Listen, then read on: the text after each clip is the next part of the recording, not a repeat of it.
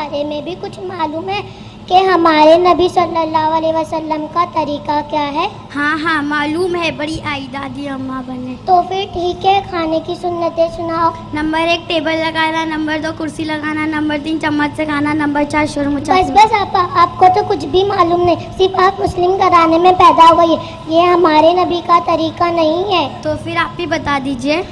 Number 1 دسترخوان بچھانا، number 2 دونوں ہاتھ کٹھوں تک دھونا، نمبر 3 کھانے سے پہلے کی دعا پڑھنا، نمبر 4 ایک جانوں یا 2 جانوں بیٹھنا، نمبر 5 دائیں ہاتھ سے کھانا، نمبر 6 اپنے سامنے سے کھانا، نمبر 7 3 انگلیوں سے کھانا، نمبر 8 اگر لقمہ گر جائے تو اٹھا کر کھا لینا، نمبر 9 برتن اور انگلیوں کو چاٹ کر صاف کرنا، نمبر 10 ٹیک لگا کر نہ کھانا، نمبر 11 کھانے میں اپنا نکالنا، نمبر 12 بہت زیادہ گرم نہ کھانا، نمبر 13 کھانے کے بعد کی دعا پڑھنا، نمبر 14 کھانے کے بعد ہاتھ دھونا اور کلی کرنا.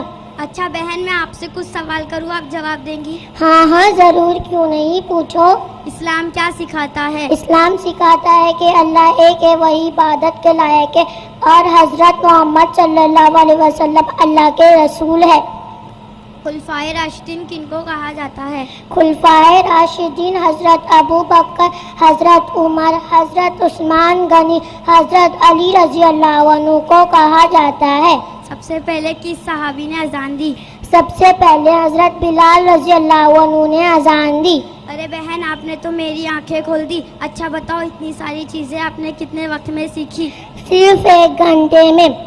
اچھا بہن، میں چلتی ہوں، میرے مکتب کا وقت ہو گیا ہے. شکریہ بہن، میں بھی اپنے والد سے کہہ کر آپ کے مکتب میں اپنا ایڈمیشن کرواؤں گی انشاءاللہ. السلام علیکم ورحمۃ اللہ وبرکاتہ. وعلیکم السلام ورحمۃ اللہ وبرکاتہ.